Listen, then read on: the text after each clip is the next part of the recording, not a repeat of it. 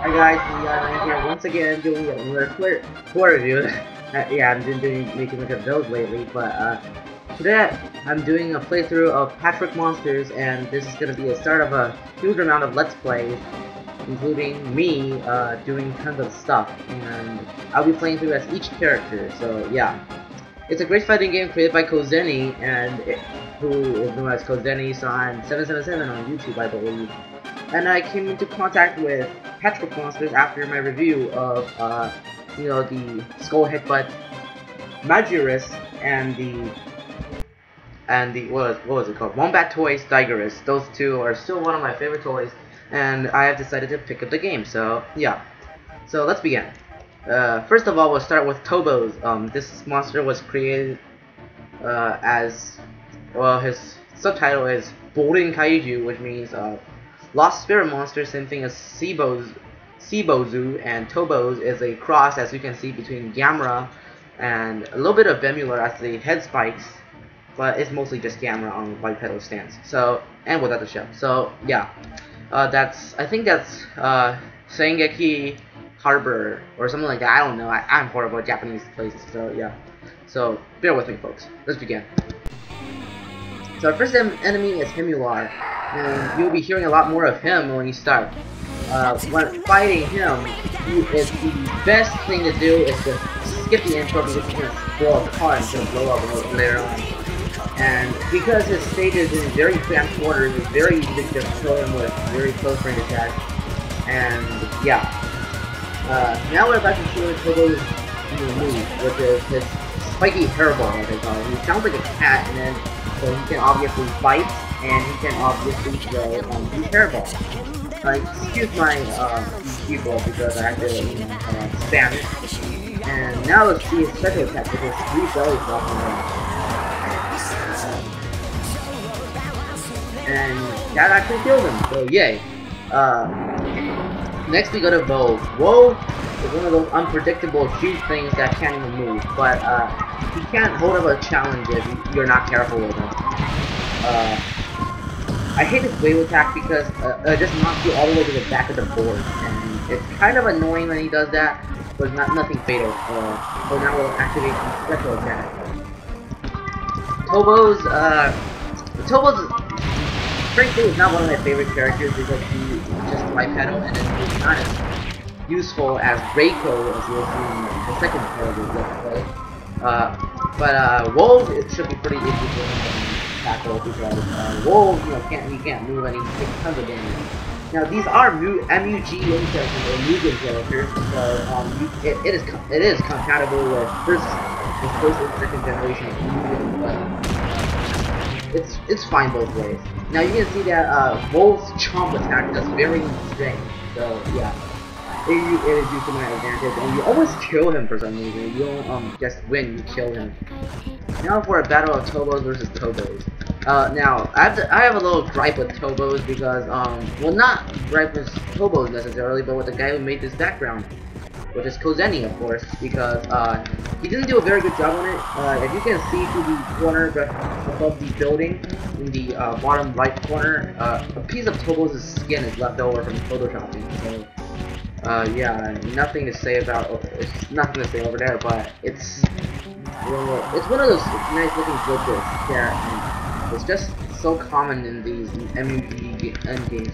And also take note of how well he modded everything to make it look beautiful. I mean, it's a great fighting game. I'm guessing he did everything using Photoshop. And that's pretty cool, actually. Considering that I'm a Photoshop guru myself, basically. I use Photoshop a lot for everything I do on Facebook. It's something great. It's something you don't see every day. Just the sheer amount of it. Now these moving characters don't behave normally because they take damage only when they feel like it. For example, they can take one piece of damage, and then they have to wait a bit before our next piece can be taken. So you can't really do combos on them, and their attacks are usually just one hit. So yeah, except Digerus over here. Digerus still looks different in the video game than he does in the toy, but yeah. I took most of the music for my Pachimon reviews from this game. a bit better than before, but yeah. I consider these things kind of official because they are the only, reference I have for the game. Now everything about this game can be can be customized, but I'll do a separate review on the game by itself shortly. And right now, let's just fight against Reiko, which is really one of my favorite of these characters. But later on, that'll start to change because I'll favor like Laffy Rat and Dainessen over him. Now I love that move, the Ice Slugger. He stole Ice Slugger, and he stole the Ice Slugger and put it on the top of his own head. And I have to say that looks pretty cool actually, considering so well we beat him. And yeah, next is one of my least favorite characters, Saitari. Saitari, I'll get more into his little playthrough, which is going to be extremely difficult, so I'm not making any promises on no deaths for that one. But yeah. As you can see, even Tohboze can kick his butt because, or her butt. I really don't know what to call this guy. So you can see pretty clearly that he's like a knockoff of Gigas or Gigas. Tohboze has a really weird roar, and yeah, I'm not gonna try and fit like this. So I'll stop complaining and just let you get on with the game.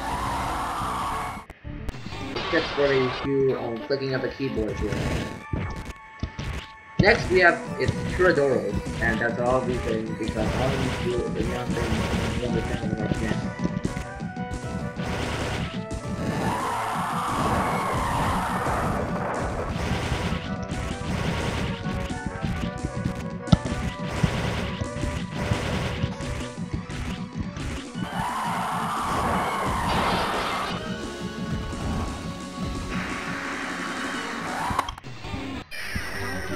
Doira is our next enemy, and Doira is one of the hardest foes that you will ever face in this game because later on when we face H, and I'll talk about H later, but when we face H, he stole all of the other Patrick monsters' powers and has amplified them, and Doira was amplified just among the rest, but his attack is labeled as a hyper combo. So yeah, his attack has been upgraded from a super attack to a hyper attack. And that's pretty cool considering there's no hyper attacks in the game.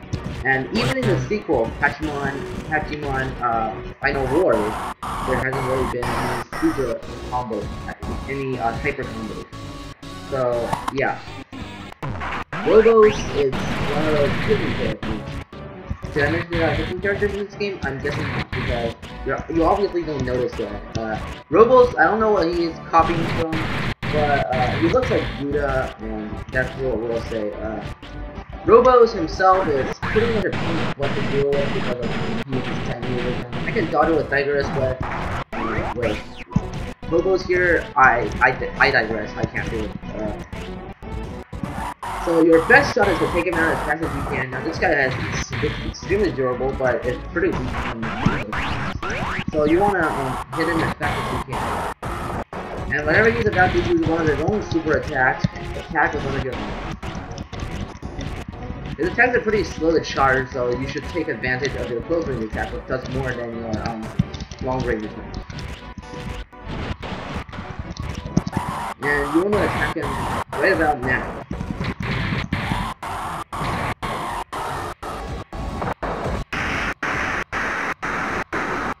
It. You killed him. Next, this guy called Tohboze, another Patrick monster that was actually made into a toy by Skullbrain, I think.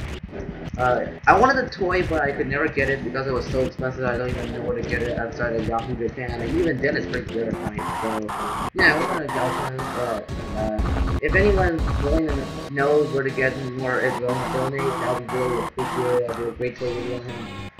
And next we have Hidoro. Hidoro is one of those bosses that don't even have any super attacks because he's just annoying. Hidoro is like, it's of course a play on the name Hidora from Hidora vs. Hidora, and he makes clones of himself, which is really annoying because this clones you endlessly with his muck. which flies off in all sorts of random directions, and you don't even know what the heck he's doing in there. And the bad thing is that even if you kill the original, well, all of them die actually. I take it back. And they actually blow up into pieces, which was neat. Next, we fight H. H is the boss of this game. He's like a god.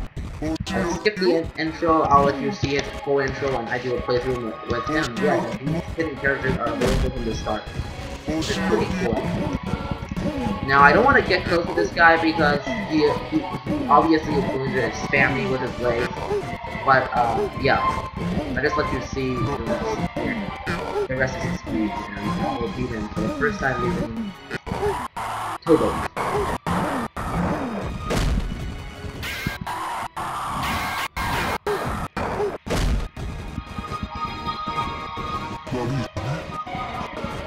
One thing is that the hairballs actually do have range, so that's pretty annoying sometimes.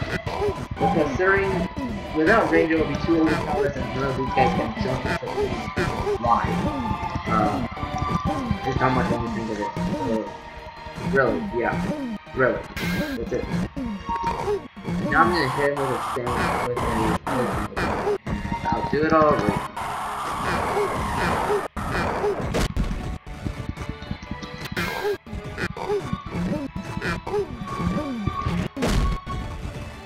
It did him. That was achievement. And kill H, who blows up like Shao Kahn in Mortal Kombat. Only his leg remains and he turns black and white slowly. And you win! You're the strongest of the Patchwork monsters. So yeah, that has been our playthrough with Tohboze, and I will see you next time when we play through using Reiko.